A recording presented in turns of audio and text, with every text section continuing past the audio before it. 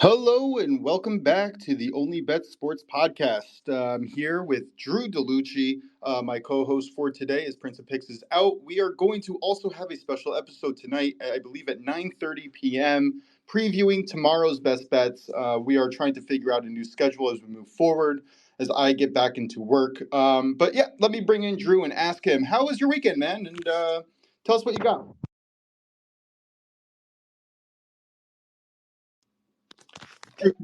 Yep. How you doing, man? Can you hear me? Sorry, that was my bad. Take yourself off mute, and you can Oh, definitely. perfect. I think it did one of those things where I joined and I couldn't hear anybody. But overall, my weekend was pretty good. I made some bets. Mainly was just spending time hanging out and just watching good college basketball games in general. I saw my Jayhawks beat BYU, so that was fun. But overall, just relaxing. Yeah, man, and you've been hot lately. You've been really hot lately with your picks. I have been following them. I wish that I can follow you all weekend too. We need to get you starting to tweet out with us, or maybe we just have a weekend show. But why don't you bring us into today? We had some crazy news over the weekend. Honestly, you had. LeBron James making his 22nd appearance, going to be making his 22nd appearance as an All-Star. I lost my page right here, so I am not totally sure. Oh, right. Carlos Alcaraz. He beat Novak Djokovic to win the Australian Open. That was a nice uh, shot that I had earlier. Justin Rose, he won the Farmers Insurance. So there's a lot of good news going on in the NFL. You have a lot of coaches moving on. Is there anything over the weekend before we move on to college basketball that you wanted to kind of recap from the weekend? Yeah, for sure. Something about Alcaraz though is I kind of wish I did. I was telling one of my buddies I think it's going to be 3-1. I said I think Djokovic is going to win the first set. Not that Alcaraz will give it to him. I think he'll win the first set, and then Alcaraz will continue. I watched the highlights. Alcaraz made some of the craziest volleys I've ever seen. He looked healthier than ever. That dude is just like, I know he's only 22 and young, but that dude is a specimen, man. Like in terms of athleticism and movement and stuff. And you see Djokovic was just smiling like, "Hey, man, there's nothing I can do when you get my forearm, run across court, slide, hit it." So yeah, Yeah, that was quite impressive, and I think we saw that in the previous matchups where if there was a really good shot, he's not even going for it anymore, which is a far cry from the past 20 years where he really dove for every single play. And you know what? That competitive spirit you can see is there, but obviously Father Time is, as everyone likes to say, undefeated. but Yeah, there we have some is. interesting college basketball coming up today. We have Texas Tech versus Kansas. That's a marquee matchup. Before we move on to your best bet, do you have anything in that game? Yeah, so I was going to mention the recap over the weekend real quick, if that's fine. Yeah, go What I for it, man. noticed in This, college this is your show basketball. today. Oh yeah, for sure. Something I noticed though is, I know I'm a KU fan, but I'm usually a realist when it comes to my fans. Is never bet against Kansas and Allen Fieldhouse. That team is it's like that place is like a chapel. I've been there. The announcers even say it's the best environment in college basketball. Period. John Calipari even said, somebody who doesn't necessarily like Kansas, but he said when he goes in there, it's like a cathedral. Like the sound like pushes you to the ground. So that's something I noticed. Something I noticed as well over the weekend is Kentucky got a really big win over Arkansas that I didn't expect, especially after they laid an egg against Vanderbilt.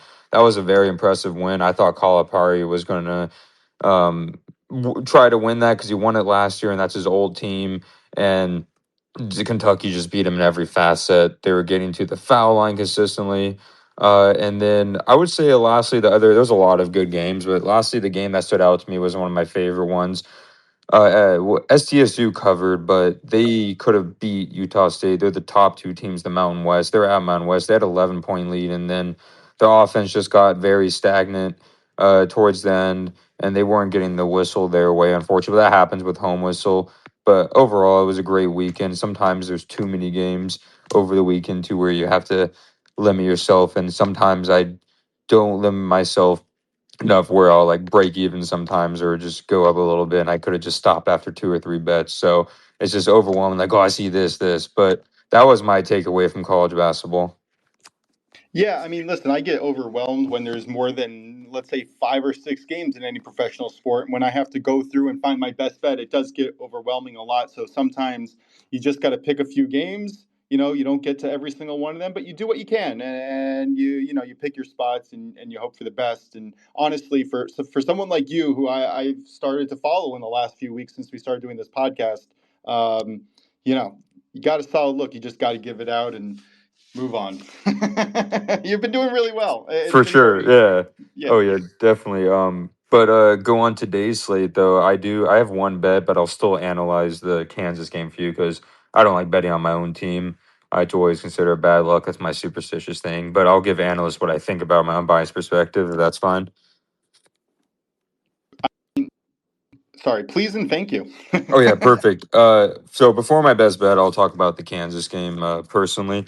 Something I will say is so it's funny. Texas Tech is coming off a loss on the road to UCF, where Texas Tech was favored by 4.5. It was kind of like similar to when Kansas went to UCF and they were favored by like 4.5, 5.5, and then they ended up losing. UCF is a hard place to play. I think they're one of the most underrated teams in the league. They're not necessarily the best road team, but they're a really good 3-point shooting team. The defense can use work, but that place and it's very hard to play at UCF. And then Kansas just BYU started making a run, then Kansas pulled away again, and so Kansas came off a really another great ranked win, like when they blew out Iowa State, and Texas Tech is coming off a road loss that they could have shot better, and now Kansas is at Lubbock, and I believe Kansas is laying four and Texas Tech is laying 4.5 favorites. So this is one of those where you can say, hey, Kansas coming off a high, Texas Tech coming off a low, so slam Texas Tech. But something I will say about this Kansas team is they're figuring it out with Darren Peterson, and I personally believe I don't like conspiracies, but based off of what I seen in the last game, I think they're trying to load manage Darren Peterson. I don't think it's about the cramps necessarily. Like they're trying to load manage for the NBA and save him for like big games and stuff because he is honestly the best player in college basketball. I think he's better than DeBonsta and Boozer and them. That dude is a freak if you haven't seen him play. So personally, I think this is a good matchup for Kansas. I still think Texas Tech is more likely to win, but I think 4.5 is a lot for a Kansas team that doesn't usually lose by double digits. They lost by West Virginia, I think technically by 10, but that game was close the whole way. They lost by UCF by like 6, but that was close the whole way. And these teams always play each other close. Texas Tech, and something I've noticed, something about Kansas is underrated. They have a lot of size across the board. Like they have guards that are like 6'6", 6'7". They have two like 6'11" power forwards, that's center Banunga and Tiller, and I think they can contain Toppin. And the biggest key is Texas Tech is amazing at shooting the three, and Kansas has been giving up more threes, but but the thing about Texas Tech, they actually haven't been as good as they usually are in the 2-point range when they face teams that can control the paint like Kansas can. And Kansas has the shooters because they have people, everyone across the board that can honestly shoot threes besides Badunga. I think this game will be a lot closer and people realize. I think Kansas is just as desperate, even though they just won against BYU, to get. I believe this would be like only their. I think it would be like their second road win at the Big 12, and they want to compete with the Big 12. And I think Kansas wants to win this game more than anything. But I think if personally, in my perspective, I think Texas Tech probably wins 74 to like 72. But I just think 4.5 is a lot for two high powered teams. Yeah, I tend to agree with you. I took, I think it was plus 8.5 with the boost on DK. That's half of what I played there. And then the other half that I played, another half unit, was the under 155.5. I just think that it's going to tend to go under. That's a lot of points there. My model shows that it's under, and there's decent value on that. And yeah, I 100% agree with your analysis. And I'm never going to go against you again after that Michigan State bet. At least it was only a half a unit, right? Yeah, that was one of those where the model says Michigan State, but sometimes when I see the model and my gut tells me something else and my eye test tells me something else, because Michigan's one of those teams where where stats don't tell the whole story, because I feel like they play with their opponents too much when it's not necessarily a great team or something like that. But when they have to face great teams, they turn it on when they can, So Yeah, 100%. Playing down or up to a competition is troublesome, especially when you get into March Madness. So we're going to be on there, and it's something to watch out for in the upcoming, because I'm sure that they're going to be favored in many matchups, and keeping this in mind is going to be important. So yeah, bring us into your best bet yeah, yeah. in college basketball today, man. Perfect. Something I'll say about Kansas is they've been one of the most in their 5 game win streak. They've been one of the most efficient teams in the country, everywhere, like three and all that. But my favorite bet of the day is one actually of my favorite conferences to probably watch, the SoCon conference, the Southland conference. If you guys don't know about that conference, you probably know about the teams and that for the viewers. The Southland conference has the famous McNeese State, who upset Clemson last year. But then, of course, unfortunately, they lost their best player, Copeland, but they still have been really good. And another thing about the Southland Conference, they also have another team in there who actually is top in the conference, and they have been great this year. Stephen F. Austin. Of course, there's other ones, people that recognize, probably Houston Christian, Lamar's in that conference, UT Rio Grande Valley. But we have the top of the top, McNeese State at SFA. The first matchup, as Stephen F. Austin only lost by 2 points. You can make an argument they could have won that game. Personally, Stephen F. Austin gets to the line a lot. They only got to the line 7 times that game, while McNeese State got to it 13 times that game. And honestly, they didn't shoot as well as they usually do.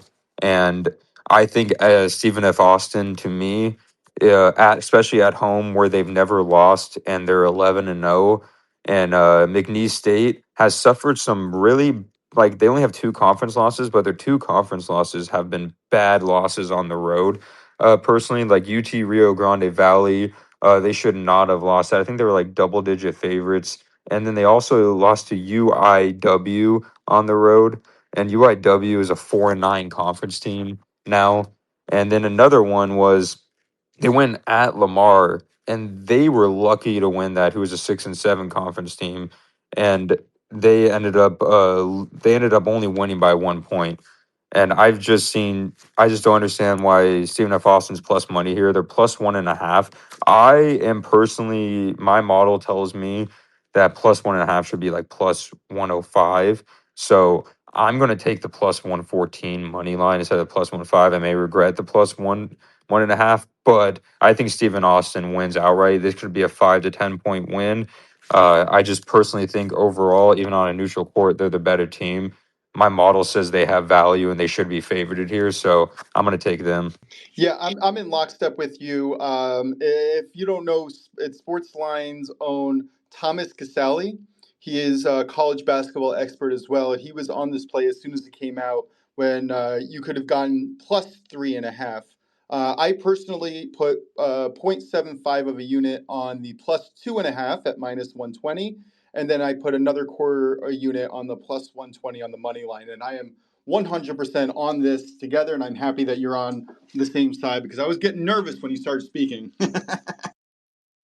Oh, when I started about talking high on McNeese State, yeah. Uh, but something I will say is I wish.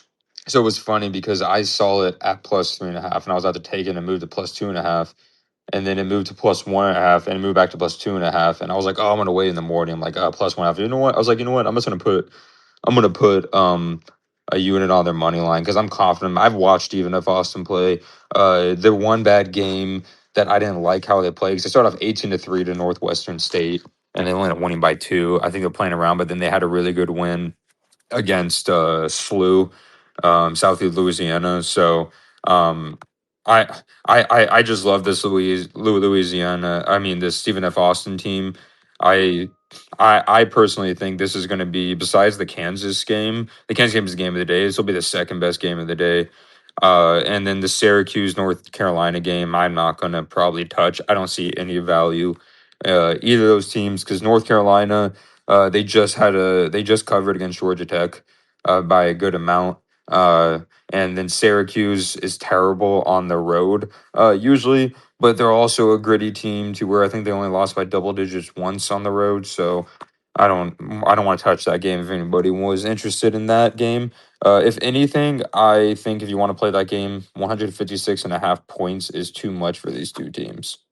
Yeah, that's a high total. The same kind of analysis on the first game that you mentioned, Texas Tech and Kansas. It's just a very high total for any two teams to get to. Not that they're not capable, but in tight games, you usually want to slow it down and retain possession. But let's move it on to professional basketball today. We have 4 games across the slate: Pelicans, Hornets, Rockets, Pacers, Timberwolves, Grizzlies, and 76ers, Clippers. 76ers, big story there with the getting caught with drugs or violating the drug policy, and now they're out one of their big guys. Um, I don't really understand how they're keeping it close. I don't have any official plays in basketball today, but do you have any thoughts on that or anything going on today? Do we know exactly? I didn't look this morning because I couldn't find anything last night. Do we know exactly what Paul George did? Was it just regular PEDs or? I don't know, honestly. I've been extremely busy getting ready to go back to work today, which I am back, which is a lot of Oh, fun. awesome. Yeah, Uh, I can't get into my computer. There's not a lot I can do yet, oh, okay, perfect. which is why we're doing the show right now. But I have some. I think he just failed a drug test as far as as far as I read. I don't know any more details than that, Oh, but okay. I am surprised that the Clippers, who are an extremely hot team right now, you can get their spread. I think it was at like -2 or -3.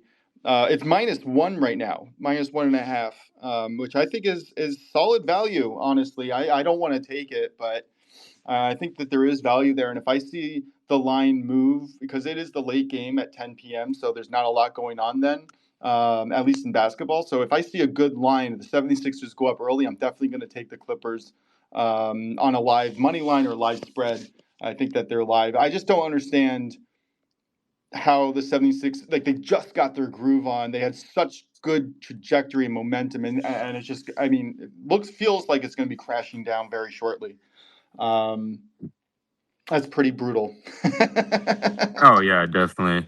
Um, Let me see. Oh yeah, there was honestly, I looked at this 4 game slate. If I had to probably pick one game, because like honestly, the Rockets Pacers game is very interesting. Like Pacers are a weird team, right? And the Rockets are a weird team too. You would think the Rockets should win, but then also I can see the Pacers covering, at home. And then the Timberwolves should cover 7.5, but I don't know what to believe about this team. And then the Sixers game, I know Embiid usually does really well against the Clippers, and Clippers just came off a really good win against the Suns yesterday, which I figured they win. I was surprised the Clippers only -1.5.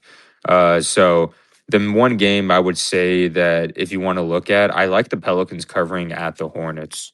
Nice, good look. Yeah, Yeah, I was yeah. in between all of these games, and I couldn't make heads or tails. I tend to agree. I tend to think that the Rockets on a money line parlay might be a good look, but again, the Pacers have been weird lately. They've been covering. They've been a really good team, and they seem to have figured something out. So I'm out altogether, and I do think that the Timberwolves also get the win, but it wasn't worth the price and of parlaying that with the Pacers. So I'm out. I'm out. Any last thoughts on the NBA before we move on to the NHL? Nope. Okay, and by the way, a good look ahead spot. The Knicks are going to be at the Wizards tomorrow, and that's a game that I'm definitely going to try to attack. I faded the Knicks unsuccessfully a few times, and they look like Yeah. they have the power to kind of work through whatever issues that they're going through. So that's going to be a really good spot for me. Good win yesterday for them, right? Yeah. Yeah, yeah. But anyway, back to the NHL. We have a full slate tonight. I think there's 10 games going on. I did a simple parlay here. I was going to go with the 60-minute line, but it just made sense to just take the money line parlay of the Colorado Avalanche parlayed with the Utah Mammoths money line. I got this at +100 over on DK. I fully expect both of these teams to win by multiple points. Um, I honestly think I tried to get each individual game on the 60-minute money line, the three-way money line, but the price was like minus 160 at the best for the Utah Mammoths. So parlaying these two favorites together really made sense to me. I don't think that the other teams have a chance here. Any thoughts on here? No, I agree with you with the Mammoth. I think the 1.5 -1.5 isn't a bad value either. But I would say I'll go with one of my teams that I think that is very good value. This is a very good buy low spot for the Sharks. In my personal opinion, I can double check what their odds are now against the Blackhawks. Because I was like looking at it last night. Yeah, Sharks are -115 at the Blackhawks. Let's be honest, the Blackhawks are not a good team, and I think they're judging off the Sharks have lost the last two, but they've been in one goal, and the other one was the Oilers. They were up 3-0 in the first period.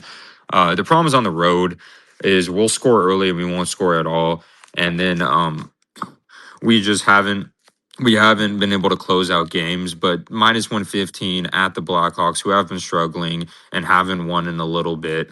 I would gladly take the San Jose Sharks -115 over the Blackhawks. Yeah, I agree. Beating the Rangers, at least today's Rangers, is not a sign of a good team. No.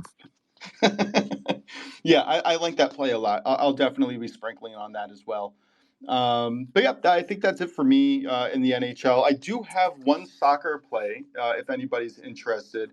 I shouldn't have played it at a full unit, but I did play it at a full unit. I had a boost that I was able to use on it. One goal, 1+ goal parlay. So each of these teams to score one goal. Roma, Sunderland, Maccabi Tel Aviv, and Orokspor. The only team that I think you'll have trouble finding is Orokspor. Look in the Turkish 1 division. I believe it's over there. Each one of these games should be a decently high scoring game, and each of these teams have strong motivation spots. Maccabi Tel Aviv is coming off the Champions League where they just got destroyed. Orokspor, they're a very heavy favorite. That was like minus 1100 just to bring the juice down. Sunderland has scored in each of their last 5 games, and their opponent has given up goals in each of their last 5 games. And AS Roma should just be way too strong to be able to shut them out completely. And I think getting all of those teams to score 1+ goal at minus 119 over on Caesars was really good value. And if you can use a boost to get this at plus 200 or more, definitely take a look on that as well. Any thoughts on Oh, there, or any thoughts in general? so what was the? So I got a Rux for a Roma Southern. What was the fourth one? Sorry, it was Roma, Sunderland, Maccabi Tel Aviv, and Erokspor. Okay, perfect. Because I Turkish might. one division, and we'll put this out in the article and make sure that we have a nice Oh little yeah, recap screen as well, so that everybody can follow. perfect. Uh, yeah, I honestly I like those one goal ones. I see people in the Discord I am do this one goal, and like I tend to follow certain people when it comes to soccer. I know it's weird. I'm Italian. I don't know as much soccer as I should, but but my favorite team has always been Juventus. That's what I grew up watching because then my idol was Gianluigi Buffon. So yeah. They play today. Correct me if I'm wrong. They have a really good game. I think they're very heavily favored. Oh, maybe it was yesterday. They played yesterday. But yeah, Serie A is one of my favorite divisions, and in my betting lifetime here, Serie A is actually one of my most profitable divisions in all of sports, which is wild to me because I came into this not knowing a lot about soccer. The only reason why I got into it was because I'm a software engineer at my job, and all day long, I have a TV next to me, and I like to watch sports on, especially sports that don't draw me in too much, and you can kind of pay attention and listen for when the crowd roars and the announcers gets really excited, and then you just like kind of peek over. So I really got into soccer over the last 5 years, and getting some day games going, which my parlay starts at I think 12 p.m. So in about 15 minutes here, and it goes all the way through about 4:30 p.m. Is great for me just to have some entertainment during the day. But yeah, I think that's it for me. I have my 2 best bets. You got your 1 best bet. Let's recap them unless you have anything else that we want to go through for the day.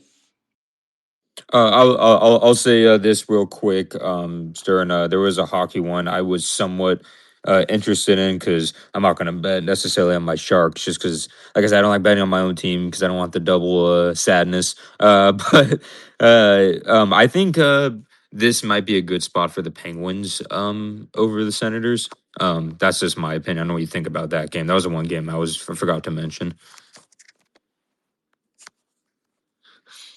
Yeah, I think I like that look. Senators have been good, but they're due for a letdown spot. Not opposed to that at all. I could sprinkle on that as well. Perfect. To recap my best bet, I have Stephen F. Austin. You can do the +1.5 or the money line. The money line is +114, +1.5 is -108. I think they end up winning it outright. Nice, yeah, very much on top of that bet as well. I have a NHL money line parlay, Colorado Avalanche parlay with the Utah Mammoths +100 over on DK, and then in soccer today, I have a 1+ goal parlay featuring Roma, Sunderland, Maccabi Tel Aviv, and Arakspor, which is found in the Turkey 1 division. And I think that'll be it for us today. We're going to have another show tonight at 9:30. Drew, I hope we see you there. Would love to get some insight on Tuesday's best bets before it happens. We're going to try to create a show at night as well to get an early line, an early advantage on some of these lines before they come out, because when we start talking about them at 11:30 the morning of, usually the best price has passed. I'm generally finding, especially in hockey on these favorites, you can get -125 to -130 for some of these heavy favorites. I think I got -130 on the Colorado Avalanche last night on the 60-minute money line.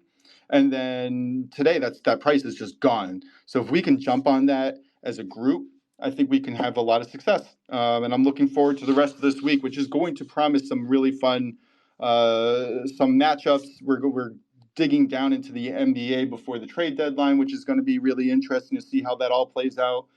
Everybody's very interested to see where some people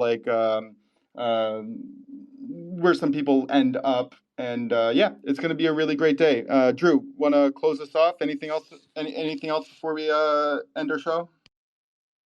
Oh yeah, something I will have when you mentioned trade deadline, guys. Look for the Giannis news. Apparently, my Warriors are actually basically willing to trade everyone, but I believe it's Curry and Jimmy, and this actually might happen where we try to give everything we can to get Giannis, and so Giannis and Curry be crazy to see. I hope not for the rest of the league, but that would be an incredible trio right there. I really hope he comes to the Knicks, but the Knicks, I don't know if they have the depth to really trade for all the pieces there. I also heard that the Bulls are interested in him. But yeah, Giannis is definitely the big splash name in free agency for this NBA trade line. But anyway, that's it for all of us. Thank you so much for tuning in. Please give us our podcast a like, a rating. We do read them and we appreciate them. We've had some really kind words. We've had almost 700 podcast downloads in just the first 2 weeks of our podcast. So we really appreciate you all listening in. Thank you, Drew, for being such an integral part. Michael, thank you for tuning in again. You have been one of our strongest live supporters. And that's it for all of us. Please go like our OnlyBets Sports podcast and have a wonderful day.